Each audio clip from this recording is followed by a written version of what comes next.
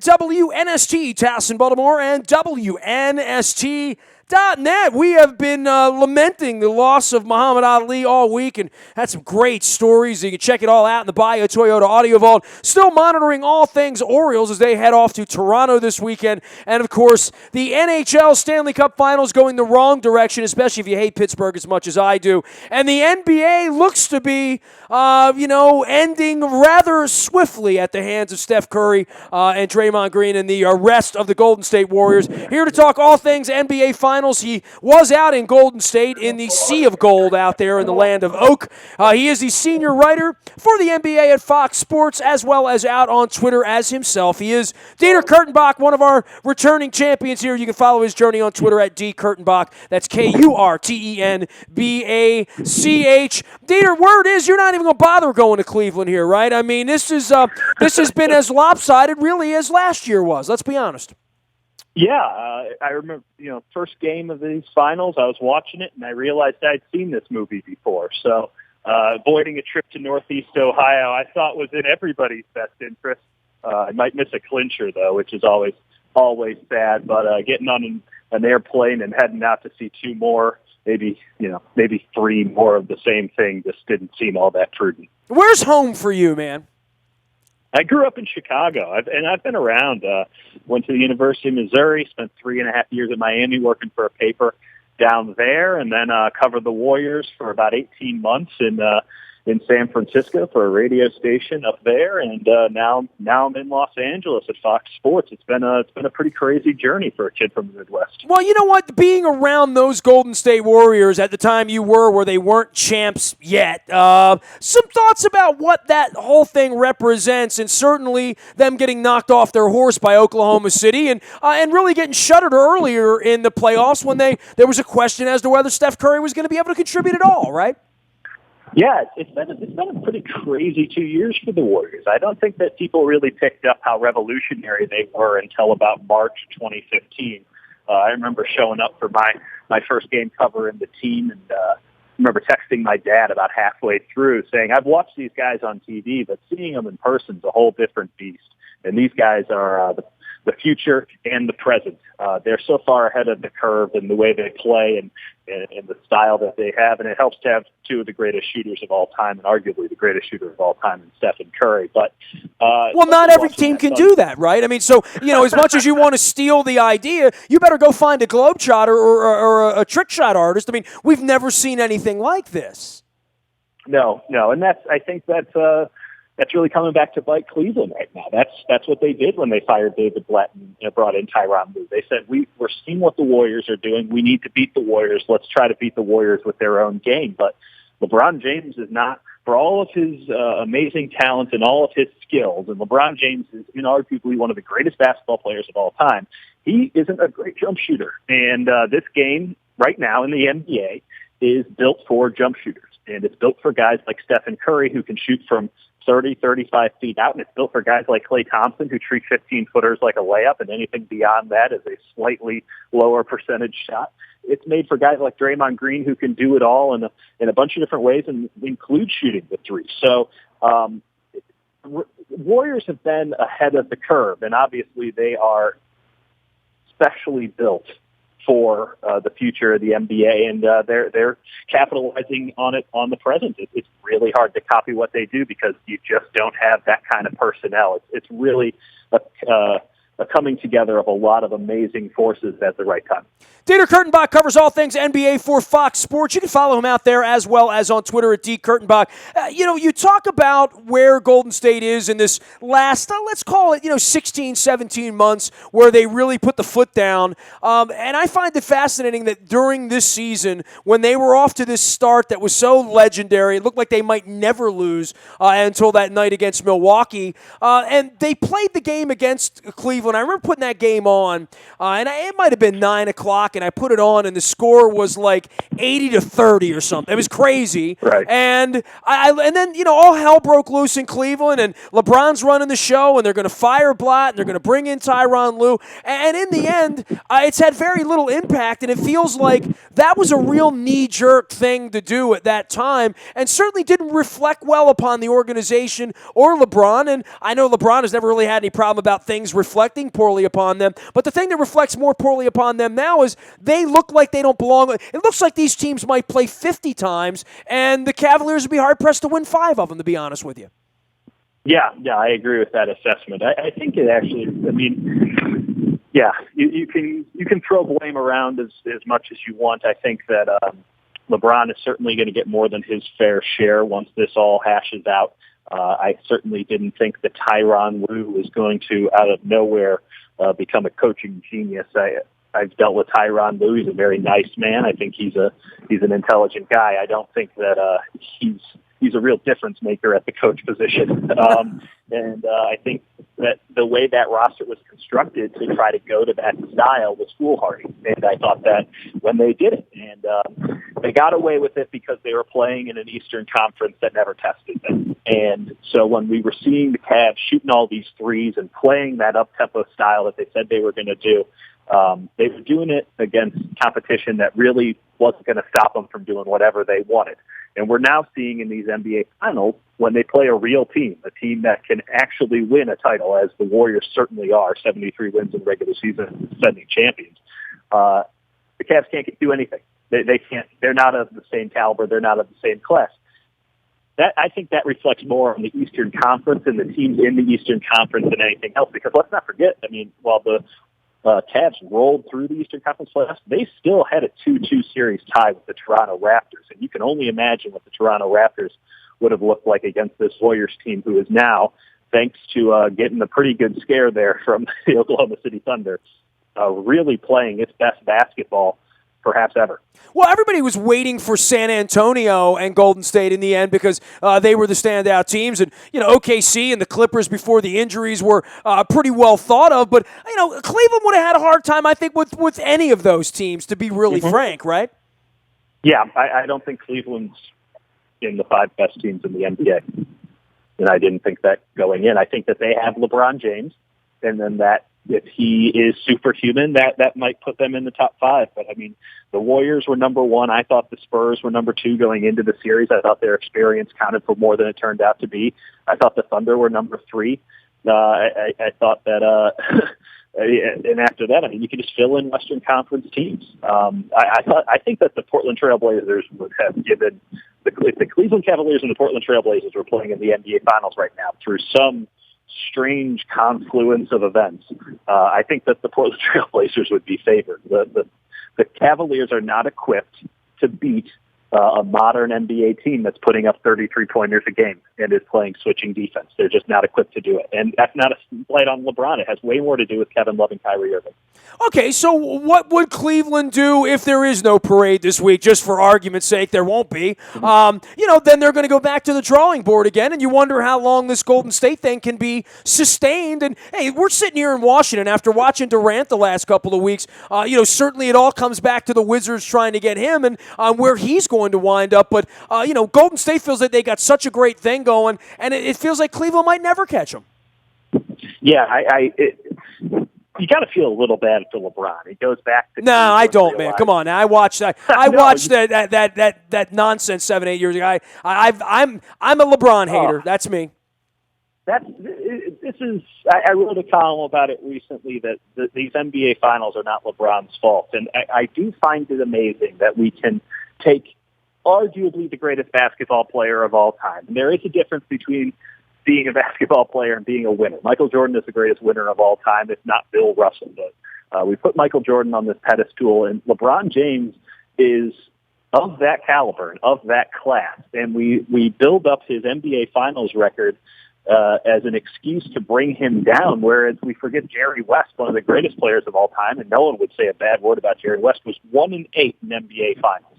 Is he somehow a worse player overall? I think what we're doing is we take LeBron's sky-high standards that he's had since he was 16 years old and on the cover of Sports Illustrated. And then we take one very bad PR decision, which frankly, in retrospect, I mean, how bad was it? We all wanted to know, and he gave us all an answer at the exact same time. He was going to Miami. You can't change that fact, and I think that a lot of people are still not over it. It's allowing us to cloud what is one of the great careers in NBA history because we feel kind of crummy for the people of Cleveland. Well, it's not that he went to Miami. Plenty of guys change teams. They just don't call worldwide press conferences and act like a pompous ass while they do that to their hometown. And it's astonishing that he went back, and it's astonishing that they took him back and that they wanted him back. Yeah. And, they're on the cusp of, maybe having a parade and talking about having a parade, but they're not having a parade right now in Cleveland. Well, I mean, what was he doing that was making him such a pompous ass at that time? He announced his decision no different than anyone would if he was holding a regular press conference. He did it. He made money for charity in Northeast Ohio. I mean, that was a seminal moment in NBA history. Anyone that says they're taking their talents anywhere is just, I just look. Then you're going to be angry at every high school football recruit at that point. I mean, was it a bad choice of words? Yes. Was everything else around it somehow reprehensible? I as time has gone on and we're past it now and he's back, I just look back on it and I think, man, what a waste of energy spending talking about, how bad of a person he is and like trying to undermine the character and things like that. Like, this guy's an all-time great basketball player, and until he wins a title for Cleveland, and even if he does that, I'm not sure he'll ever be forgiven for a bad choice of words, and that's really a shame. I think that we should be critical of ourselves for that because we're missing out on something great, and we're missing an opportunity to appreciate real greatness. But it's sports. I mean, you root for him or against him. You know what I mean? It's like Hulk Hogan comes to the ring. You either root for him or against him. Michael Jordan was kind of that way. I think Joe Montana was that. I mean, all great players have that to some degree. And LeBron has plenty of fans. He doesn't need me in his fan camp. That being said, I do feel kind of bad for Cleveland. I do really kind of want them to have a parade. And as my friend says, God hates Cleveland. It's obvious, right? But this is incredibly disappointing, I think, for those fans there to really believe they had a chance. And, I mean, you've already kicked the dirt on them at Fox Sports and saying the Cavs can't win the NBA title. That's a pretty profound statement. Yeah, no, they are not built to do it. And it's crazy because the paradigm in which LeBron came back to the Cavaliers and they get Kevin Love and they have Kyrie Irving, that team was equipped to do it. But they didn't see these Warriors coming. No one saw these Warriors coming, not the way they've come. They were 2-3 years ahead of everybody else when they came through, and they came through like a buzzsaw, man. It was just, as I said before, just an amazing confluence of events that have brought these Warriors to power, and we're not going to see the end of it for a while here. And, I mean, LeBron's coming back thinking this is it. I mean, this team that he's put together, when it was put together, it should have been good enough. I mean, it absolutely should have been good enough, and it's not even close. And that's just so beyond me. Life comes at you fast, and it certainly has for everybody in Cleveland. You got to feel for them, and I frankly do feel for LeBron because he opened up another chapter. He had his legacy there. He wins 2 titles in Miami. He gets the respect that he sort of vindicates himself a little bit for the decision. He gets the respect and is now part of the all-time greats, and he decides to go back to Cleveland. He felt like he owed it to the city, and he reopens a chapter, and he opened himself up to a lot of scrutiny by doing that. And the only way to close that chapter is to win a title, and he's 31. I don't see this Warriors run ending anytime soon. You have a bunch of teams in the Western Conference a lot better positioned to compete against them than the Cavaliers are currently positioned because they went all in the summer of 2014. I don't know if it's going to happen, and that's really a shame because we're going to remember LeBron's career from the way it looks right now as a failure, which it absolutely is not. Dieter Kurtenbach covering all things NBA at Fox Sports. You can follow his journey out on Twitter at DKurtenbach as well. That's Kurtenbach. For the rest of the offseason, obviously we're here in the land of Wizards, and the Sixers are up the street, and Kevin Durant's mom's down the street and whatnot. Give me a little primer on the offseason and some crystal ball things that you expect to happen here as we get out on the draft and out on the summer and free agency. Yeah, I think that there's going to be a significant amount of movement amongst teams that are just shy. And I think that it's going to happen because I think that the top two teams, which are, I guess the top three teams, if you want to include Cleveland, the Warriors, the Thunder, and the Cavs, they're all going to pretty much stand pat. They don't really have, the Warriors do have some flexibility. There has been talk of maybe Kevin Durant going there. I don't see that happening. I think Durant signs a 1-year deal in Oklahoma City, and him and Russell Westbrook hit the market again together. And I actually, Serge Ibaka would be part of that too. They lose all three, it's all over for the Thunder. If they lose one, it's probably all over for the Thunder. But I think that they all hit the market together and give it another go next year. They don't have a lot of flexibility to add anybody, so they're going to have to go with the Cowboys they already have in the posse. I think the Warriors probably stand pat as well, maybe a small move and go get a ring chaser here or there. And the Cavs are in a really precarious situation with their salary cap. I just don't see any way that they can restructure the team. But, you're looking at teams like Atlanta. I think there's going to be big changes there. You're looking at Boston is going to try to make that move. You're looking at the Lakers, who I think are going to be very active. I think that there's going to be a pretty big shakeup kind of in that middle ground.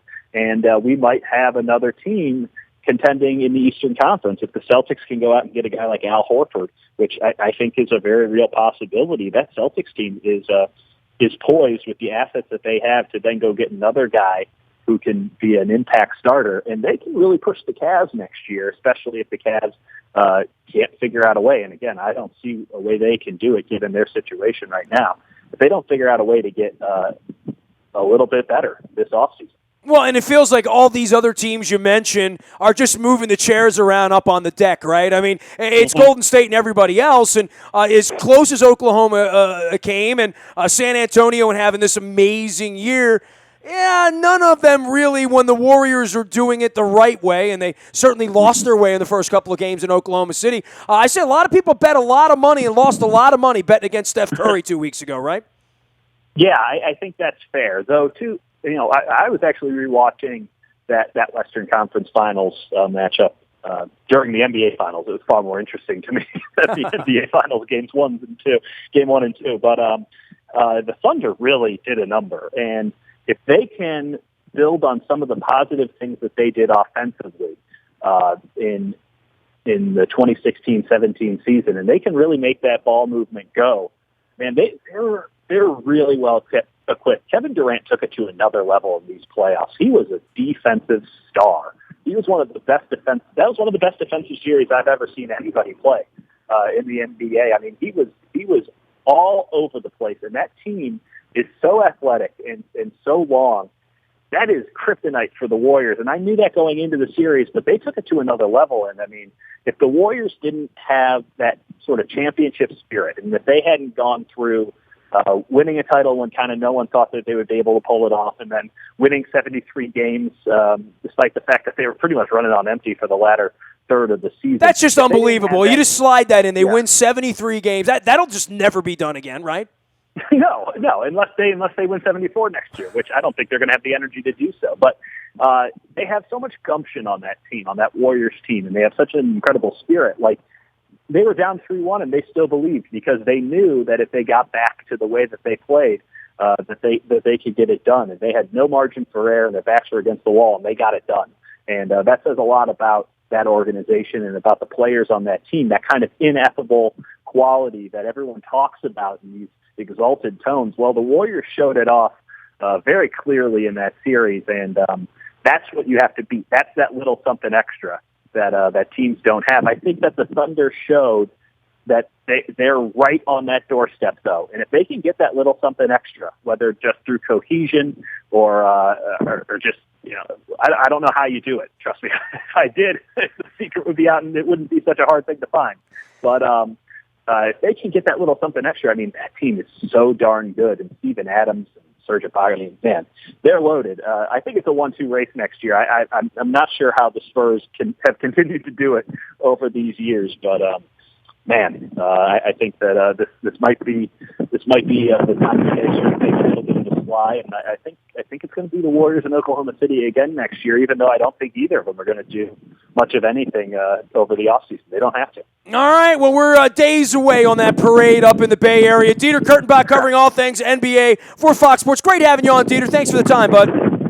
Anytime. Thanks. You got it. He is D. Kurtenbach. That's Kurtenbach. And you can follow him out at Fox Sports for all things NBA. He was out in Oakland in the land of gold over the weekend as the Warriors did a number on the Cavs. And we're expecting that to end quickly. I'm not holding out hope on the San Jose Sharks, but I am holding out hope that the Orioles will get to Toronto this weekend. It's going to be a good summer of baseball here. We've been talking about that. We have Ravens OTAs this week and, of course, the mandatory next week. We heard from John Harbaugh. All of that good stuff is in the Buy a Toyota Audio Vault. It's there 24 hours a day from anywhere in the world for anything that you miss here on our programming. And, of course, our morning newspaper hits your email inbox at 7 a.m. each and every morning. It's all brought to you by our friends at Planet Fitness and PlanetFitness.com, where it's still $10 a month to get in the best shape of your life. Last but never least, breaking news happens first on the WNST Tech Service. It's all brought to you by our friends at Coons Ford of Security Boulevard. And, of course, Dennis will be here on Thursday, driving you home from 3 until 5. And I will be at Black Eyed Susan in Glendon on Saturday from 11:30 until 2, signing some copies of Purple Rain 1 and Purple Rain 2 for Father's Day. And I'll be tweeting about that and Facebooking about that. You can always email me, nasty@WNST.net. We are WNST.net AM 1570 and WNST Towson, Baltimore.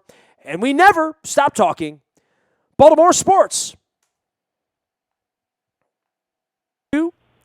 Welcome back, WNST Towson, Baltimore, and WNST